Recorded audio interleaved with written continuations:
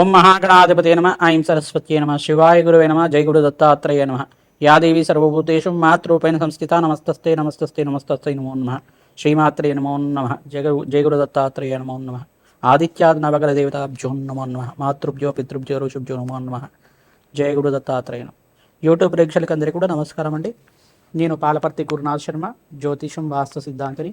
ఈ రోజున కంటెంట్ ఏంటంటే ప్రధానంగా చూసుకుంటే ఈ యొక్క శనీశ్వరి యొక్క దోష నివారణార్థం మేషాది ద్వాదశ రాశుల వాళ్ళు విశ్వవసన సంవత్సరం వైశాఖ మాసంలో ప్రధానంగా ఎటువంటి దోషాలకి పరిహారం చేసుకోవాలి.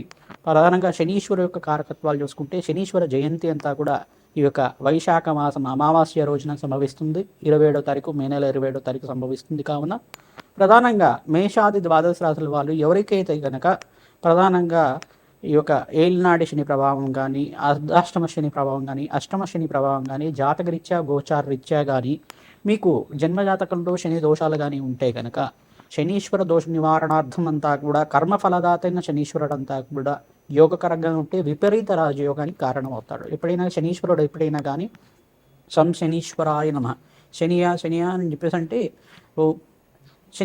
శనీశ్వరుడు ఎప్పుడైనా కానీ మెల్లిగా నడిచేవాడు, నెమ్మదిగా నడిచేవాడు, మందగమనుడు అని చెప్పేసి అంటారు. ఆయనంతా కూడా నిదానంగా నడిచేవాడు. ఎప్పుడైనా కానీ శనీశ్వర గోచార సంచారం అంతా కూడా ప్రతి రాశి నుంచి ఇంకో రాశికి మారడానికి 2.5 సంవత్సర కాలం ఉంటుంది. ఎప్పుడైనా కానీ ఆ 2.5 సంవత్సర కాలంలో ఈ యొక్క దశ విధానంగా వాళ్ళకంతా చూసుకుంటే ఈ యొక్క వ్యయ స్థానంలో, జన్మస్థానంలో మరియు ద్వితీయ స్థానంలో అంతా కూడా సంచారం చేసినప్పుడు గోచార రీత్యా శనీశ్వర సంచారం జరిగినప్పుడు ఏలినాడి శని ప్రభావం అనేది ఆయా రాశుల వాళ్ళకి వస్తుందని చెప్పేసి అని చెప్పడం జరుగుతుంది. ప్రధానంగా శనీశ్వరుడు అంతా కూడా చూసుకుంటే శనీశ్వర జయంతి అంతా కూడా ఈ యొక్క వైశాఖ మాసం అమావాస్య రోజున సంభవిస్తుంది. కావున ఆ రోజున మేషాది ద్వాదశ రాశుల వాళ్ళు ప్రధానంగా శనీశ్వర ప్రీతికరంగా తైలాభిషేకం చేయించుకోవడం మరియు తిలలు దానం చేసుకోవడం, ప్రధానంగా కొత్త బట్టలు కానీ దానం చేసుకోవడం వల్ల, బ్రాహ్మణోత్తం కంతా కూడా సంకల్పపూర్వకంగా దానం చేసుకోవడం వల్ల వాళ్ళ జాతక రీత్యా కానీ గోచార రీత్యా కానీ శనీశ్వర దోష పరిహారం జరిగి అష్టేశ్వర యోగం కలగడానికి శనీశ్వరుడు ఎప్పుడైనా కానీ రాజయోగ కారకుడు ఎప్పుడైనా కానీ శనీశ్వరుడు ఇచ్చిన ఐశ్వర్యం ఏ గ్రహం కూడా ఇవ్వలేదని చెప్పేసి మనకు జ్యోతిష పరిభాషలో చెప్పడం జరుగుతుంది. విపరీత రాజయోగానికి కారణం ఎప్పుడైనా కానీ శనీశ్వరుడు అంతా కూడా రాజయోగ కారకుడు అని చెప్పేసి చెప్పడం జరుగుతుంది. కావున ఈ దోష పరిహారార్థం అంతా కూడా శనీశ్వర చరిత్ర అంతా కూడా వినడం వల్ల జన్మ ఇతిహాసంలోకి వెళ్తే కనుక ప్రధానంగా ఛాయా మార్తాండ సంభూతుడైన శనీశ్వరుడు ఇతిహాసం చూసుకుంటే కనుక సూర్యనారాయణ స్వామి యొక్క సూర్యలోకంలో అంతా కూడా నివాసం ఉన్నప్పుడు సూర్యనారాయణ స్వామి భార్య పేరు అంతా కూడా సంధ్యాదేవి. సూర్యనారాయణ స్వామి అంతా కూడా సూర్యలోకంలో ఉన్నప్పుడు సూర్యుడంతా కూడా ప్రచండ తేజంతో ఉన్న మార్తాండు అంటే బాగా వేడిగా ఉండే గ్రహం కావున, బాగా ఉగ్రంగా ఉండే గ్రహం కావున మార్తాండు ఆ యొక్క సంధ్యాదేవి అంతా కూడా సూర్య భగవానుడి యొక్క వేడిని తాపాన్నంతా కూడా భరించలేక తన పుట్టింటికి వెళ్ళిపోతుందట. పుట్టింటి అంటే ఇక్కడ చూసుకుంటే విశ్వకర్మ యొక్క కుమార్తె సంధ్యాదేవి. ఆ సంధ్యాదేవి అంతా కూడా తన పుట్టింటికి వెళ్ళి తన తండ్రికి అంతా కూడా ఆమె పడే కష్టం అంతా కూడా చెప్పిందట.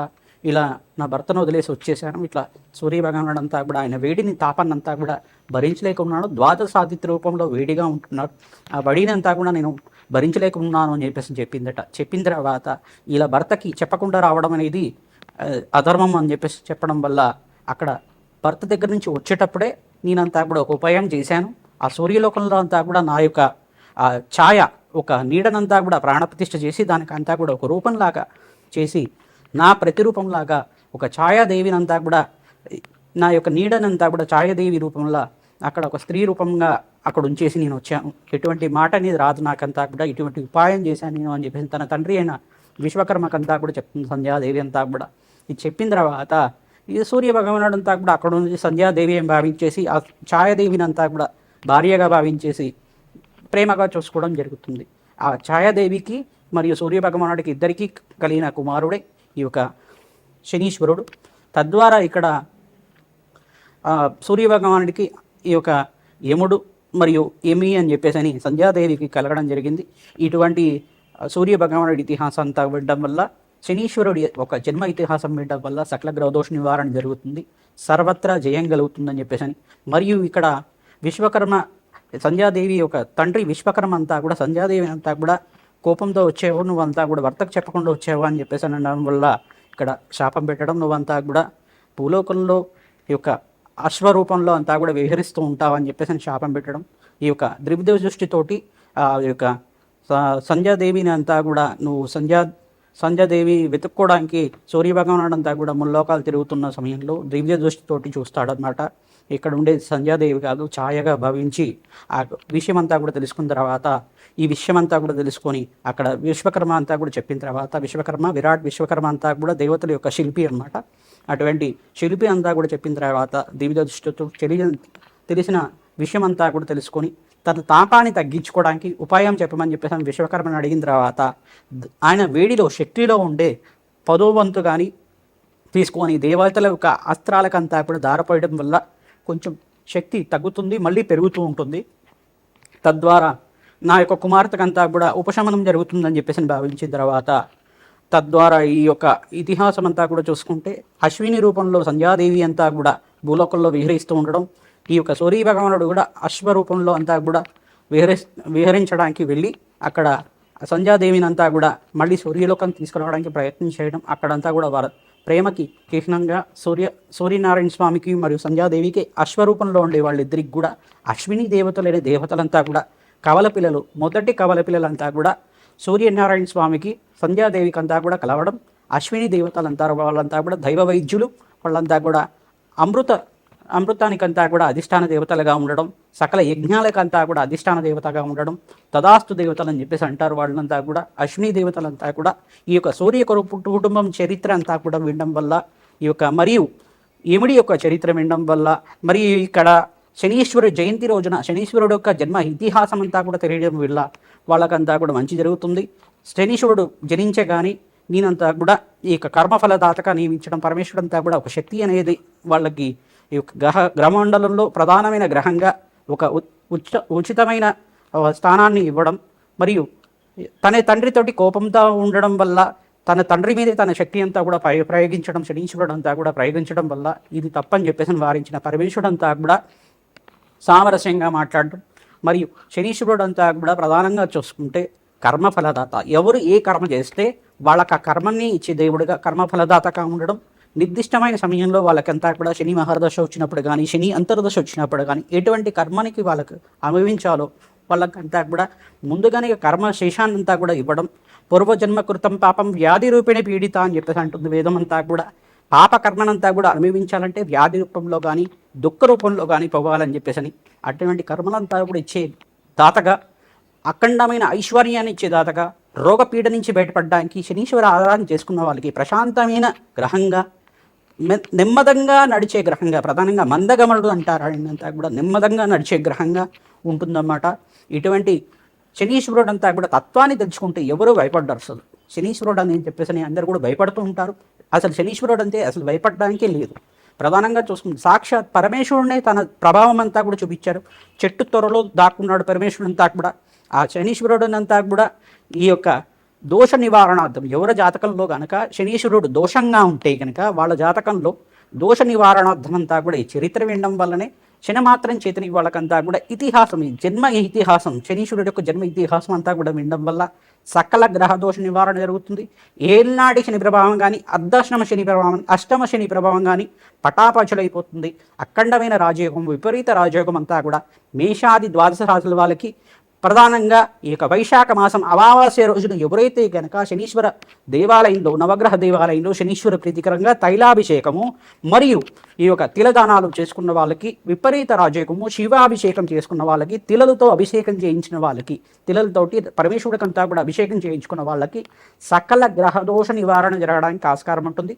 ప్రధానంగా మీరంతా కూడా హనుమత్ ఆరాధన చేసుకున్న వాళ్ళకి కానీ, లక్ష్మీ నరసింహస్వామి ఆరాధన చేసుకున్న వాళ్ళకి కానీ ప్రధానంగా ఎటువంటి శనిగ్రహ పీడ అనేది ఉండదన్నమాట. వాళ్ళంతా ప్రధానంగా ఏం చేయాలంటే, శనిగ్రహం దోషకారకంగా ఉంది, మేమంతా కూడా పాపభయిష్టంగా మా పాపకర్మంగా అంతా కూడా నివారణ చేసుకునే ప్రయత్నం చేసుకుంటాం. కష్టాల్లో ఉన్నాం, ఆర్థిక ఇబ్బందులు ఉన్నాం, అకాల కష్టాలంతా కూడా తీసుకున్న వాళ్ళు ప్రధానంగా వీరు చేయాల్సిన దేవతారాధన చేయాలి. ప్రధానంగా దేవుడిని ఎంతగా నమ్మితే అంత తొందరగా శనిగ్రహ దోష నివారణ జరుగుతుంది. శనీశ్వరుడికి తైలాభిషేకం చేయించుకోవడం, జప హోమాది కార్యక్రమాలు ఆచరించుకోవడం వల్ల శీఘ్రంగా మీకు కష్టాలంతా కూడా తొలగిపోయి శనిగ్రహ పీడ అంతా కూడా పోయి, ప్రధానంగా శనిగ్రహ దోషమంతా కూడా పోయి అఖండమైన శుభప్రదమైన గ్రహంగా మారుతుంది. శనీశ్వరుడు అంతా కూడా రాజయోగ కారకుడు, విపరీత రాజయోగ కారకుడు. ఈ యొక్క శనీశ్వర గ్రహం అంతా కూడా అనుగ్రహిస్తే దేశానికంతా కూడా ప్రధానమంత్రి అయ్యారట. శనీశ్వర గ్రహాన్ని అనుగ్రహిస్తే కనుక రాజయోగ కారకుడు, విపరీత రాజయోగ కారకుడు. ప్రధానంగా చూసుకుంటే ఇటువంటి దశల్లో అంతా కూడా శని మహర్దశలు రాజయోగ కారకుడు, రాజ్యానికి ఆధిపత్యం ఇస్తాడు, రాజయోగాన్ని ఇస్తూ ఉంటాడు. అంతర్దశలో కనుక శని యోగకరంగా ఉంటే అఖండమైన ఐశ్వర్యం వస్తారు, వ్యాపారం అభివృద్ధి అవుతుంది. శనీశ్వర దోషం అంతా కూడా ప్రధానంగా ఏళ్ళనాటి శనిలో వివాహాది శుభకార్యాలు జరిగిన వాళ్ళు చాలామంది ఉంటారు. ప్రధానంగా ఇటువంటి ప్రభావం అంతా కూడా వాళ్ళకి కర్మఫలదాత ఎటువంటి కర్మాన్ని ఇవ్వాలో ఆ కర్మాన్ని ముందుగానే వాళ్ళకంతా కూడా ఇవ్వడం, ఇక్కడే పాపకర్మనంతా కూడా అనుభవించేగా చేయడం, భ్రాంతిగా కర్మశేషం అంతా కూడా స్వల్పంగా అయ్యే విధంగా అనుగ్రహించడం, దేవతలు వాళ్ళంతా కూడా దేవతలు ధ్యానిస్తే కొలుస్తే కనుక అఖండమైన వరాలు ఇచ్చే దేవతలు కావున ఎటువంటి భయపడాల్సిన అవసరం లేదు. ప్రధానంగా శనీశ్వర దోష నివారణార్థం మీరు చేయాల్సింది ఏంటంటే శనీశ్వర స్తోత్రాన్ని చేసుకోవడం. ప్రధానంగా శనీశ్వర ప్రీతికరంగా పిప్పలాద ఋషి యొక్క చరిత్రని వినడం, పిప్పలాద ఋషి కృత శనీశ్వర స్తోత్రాన్ని వినడం కానీ, శనీశ్వర కవచాన్ని వినడం కానీ, చదవడం కానీ చెయ్యండి. శీఘ్రంగా మీ జాతకంలో ఎటువంటి గ్రహదోషాలున్నా కానీ పోవడానికి ఆస్కారం ఉంటుంది. రాజయోగ కారకుడైన శనీశ్వర చరిత్ర అంతా కూడా వినడం వల్ల మీకు మంచి జరుగుతుంది. కావున శనీశ్వర జయంతి రోజున మీరు చేసుకోవాల్సిన పరిహారం అంతా కూడా చెప్పడం జరుగుతుంది. మేషాది ద్వాదశ రాశుల వాళ్ళు ఎటువంటి పరిహారం చేసుకోవాలి, ఈ శనీశ్వర జయంతి రోజున మీరంతా కూడా మంచి ఫలితాలు పొందాలని చెప్పేసి భావిస్తూ ఆశీర్వాదం చేస్తున్నాం. మేషాది ద్వాదశ రాశుల వాళ్ళకి ఎటువంటి ఫలితాలు వస్తాయో తెలుసుకుందాం. మీనరాశి వాళ్ళకి ప్రధానంగా విశ్వసన సంవత్సరం వైశాఖ మాసం ఈ యొక్క మే నెల మాసంలో 27వ తారీఖు రోజున అమావాస్య సంభవిస్తుంది. ఆ రోజున మీరంతా కూడా ప్రధానంగా చూసుకుంటే ఈ యొక్క శనీశ్వర ప్రీతికరంగా శనీశ్వర జయంతి ఆ రోజున ఏనాటి శని ప్రభావంలో ఉన్న మీనరాశి వాళ్ళు ప్రధానంగా ఏనాటి శని ప్రభావంలో ఉన్నారు కావున మీరు శనీశ్వర ప్రీతికరంగా జప హోమాది కార్యక్రమాలు చేసుకోవడం, హనుమత్ ఆరాధన చేసుకోవడం యోగకరంగా ఉంటుంది. మేము చేసే హనుమత్ మూలమంత్ర హోమాది కార్యక్రమంలో పాల్గొనండి. కాలభైరవ శాంతి హోమాది కార్యక్రమంలో పాల్గొనడం వల్ల జన్మతః సకల గ్రహదోష నివారణం అంతా కూడా పోయి ఆనందమైన జీవితం జీవించడానికి ఆస్కారం ఉంటుంది. కావున అందరికీ పరిష్కారం చెప్తున్నాం. బీద వాళ్ళకంతా కూడా అన్నదానం చేయడానికి ప్రయత్నం చేయండి. ఆంజనేయ స్వామివారి దేవాలయంలో కానీ ఏదైనా దేవాలయంలో ప్రధానంగా మీరు అన్నదానం చేయడానికి ప్రయత్నం చేయండి. అన్నదానం చేస్తేనే కలియుగంలో అంతా కూడా చేసుకున్న కర్మశేషం అంతా కూడా పోతుందట. భక్తిగా శ్రద్ధగా మనం సంపాదించుకునే దాంట్లో ఒక 10వ వంతో లేదు ఒక 5వ వంతో అంతా కూడా అన్నదానం చేయడం వల్ల అఖండమైన పుణ్యప్రాప్తి లభిస్తుంది. అన్నదానం చేసిన వాళ్ళకంతా కూడా ఆశీర్వాదం ఇస్తారు కావున వాళ్ళ ఆశీర్వాదంతో భక్తులకు అనుగ్రహంతో మీకంతా కూడా భగవంతుడు అనుగ్రహం శీఘ్రంగా లభిస్తూ ఉంటుంది. సర్వగ్రహదోష నివారణ జరగడానికి ఆస్కారం ఉంటుంది. రావి చెట్టుకి 108 ప్రదక్షిణాలు ప్రతినిత్యం చేసిన వాళ్ళకి జగన్మాత అనుగ్రహం అంతా కూడా శీఘ్రంగా లభిస్తూ ఉంటుంది. పిప్పలాద ఋషి యొక్క చరిత్రను వినండి. తద్వారా నలదమయంతి చరిత్ర కానీ ఇక హరిశ్చంద్ర చరిత్ర కానీ వినడం వల్ల శనీశ్వర దోష నివారణ జరుగుతుందట. ఎవరైతే శనీశ్వర చరిత్ర అంతా కూడా వింటూ ఉంటారు, జన్మ ఇతిహాసమైన ఇతిహాసం ఉంటుంది. శనీశ్వర ప్రీతికరంగా శనీశ్వర జయంతి రోజున మీరంతా కూడా ఇతిహాసం అంతా కూడా వినడం వల్ల కోటి జన్మల పుణ్యప్రాప్తి లభిస్తుంది. అఖండమైన ధనయోగం లభించడానికి ఆస్కారం ఉంటుంది. లక్ష్మీ కుబేర యోగం కలగడానికి ఆస్కారం ఉంటుంది. వ్యాపారం అభివృద్ధి పదంలో ఉంటుంది. మీనరాశి వాళ్ళకి రోగపీడగా కర్మఫలదాతైన రోగపీడగా ఇస్తుంటారు. కావున ప్రధానంగా కీళ్ళ నొప్పులు, కీళ్ళ వాపులు, జాయింట్ పెయిన్స్ కానీ, ఈ యొక్క వెన్నుపూస నొప్పి అయినా కానీ, ఈ యొక్క మెడ దగ్గర నొప్పి అయినా కానీ ఇవ్వడానికి ఆస్కారం ఉంటుంది. ఇటువంటి కష్టాల నుంచి రోగబాధల నుంచి బయటపడేవాళ్ళు నిత్యమంతా కూడా సూర్య ఆరాధన చేసుకోవడం, ప్రధానంగా మిత్రాయ నమః నామాన్ని జపం చేసుకోవడం వల్ల మంచి ఫలితాలు పొందుతారు. ప్రతినిత్యం కూడా సూర్య ఆరాధనలో భాగంగా సూర్య అష్టకాన్ని చదువుకోండి. సంపూర్ణ శరీర ఆరోగ్యం అంతా కూడా లభిస్తూ ఉంటుంది. తద్వారా మంచి ఫలితాలు పొందుతారు.